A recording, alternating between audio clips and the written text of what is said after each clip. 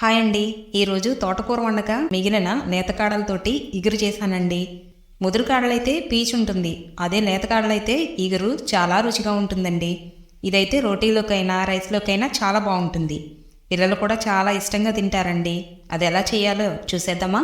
Stove on చేసుకుని pan పెట్టుకుని ఇందులో 3 టేబుల్ స్పూన్ల వరకు ఆయిల్ని వేసుకుని అది వేడెక్కిన తర్వాత కరివేపాకు వేసుకుని అది చిటపటలాడిన తర్వాత ఉల్లిపాయ పెద్దదైతే ఒకటి, చిన్నదైతే 2 చిన్న చిన్న ముక్కల్లా కట్ చేసుకొని అందులో వేసుకోవాలి.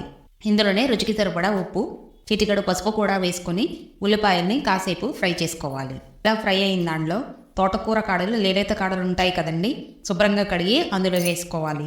ఇప్పుడైతే ఉల్లిపాయలతో పాటు ఒక 10 నిమిషాల పాటు వీటిని కూడా మంటని సిమ్లో పెట్టేసుకొని మగ్గించుకోవాలి.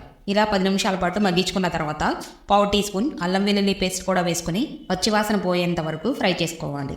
ఇలా ఫ్రై అయిన దాంట్లో 1/2 teaspoon garam masala, 1 tablespoon వరకు కారం వేసుకుని ఒక 5 నిమిషాల పాటు రెండింటిని ఫ్రై చేసుకోవాలి.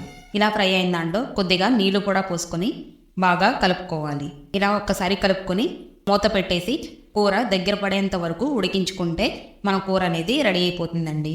చూసారా, మన కూర దగ్గరగా అయిపోయింది కదా. కొత్తిమీర చల్లేసుకుంటే మన కూర అయితే రెడీ అయిపోతుంది. ఇగురు చేసుకుంటే సూపర్ టేస్టీగా ఉంటుందండి కర్రీ. మీకు నచ్చిందే కదా?